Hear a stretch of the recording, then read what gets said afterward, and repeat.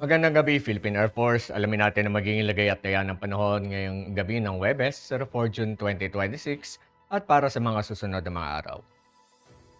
Sa kasalukuyan ng ating binabantayan na low pressure area sa labas ng ating Philippine Area of Responsibility ay huling namataan kaninang alas 2 ng hapon sa layong 355 kilometers west ng Calayan, Cagayan. Ang nasabing low pressure area ay mataas na ang tsansa na maging isang ganap na bagyo within the next 24 hours. At kapag pumasok ito ng ating Philippine Area of Responsibility, ito ay papangalanan nating Esther. Sa ngayon, wala naman itong direktang epekto sa ating bansa, ngunit yung southwest monsoon o yung ating hanging habagat ang patuloy na mga kaapekto dito naman sa northern at central zone. Samantala, ang nalalabing bahagi naman ng ating bansa ay maapektuhan lamang ng ating mga localized thunderstorms.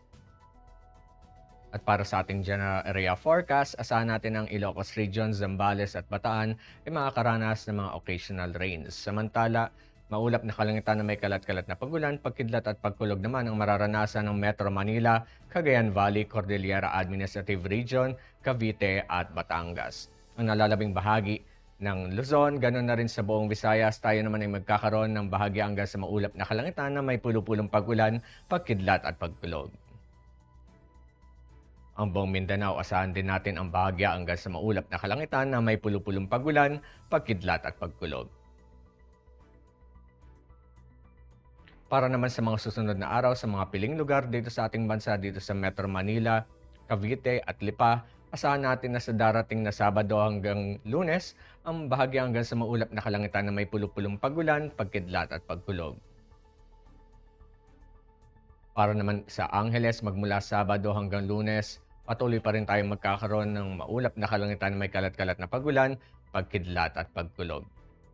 Samantala sa Puerto Princesa, Kalayaan Islands, Mactan, Zamboanga at Davao, asahan natin sa darating na Sabado hanggang Lunes ang bahagya hanggang sa maulap na kalangitan na may pulupulong pagulan, pagkidlat at pagkulog.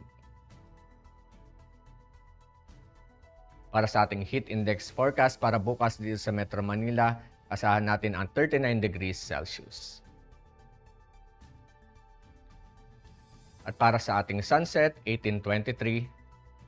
At sa sikat naman ito bukas ng 05:26. Para naman sa ating moon illumination, 85% decreasing. At para manatiling updated sa lagay at taya ng panahon, i-follow lamang ang Air Force Weather Center sa aming mga official social media accounts.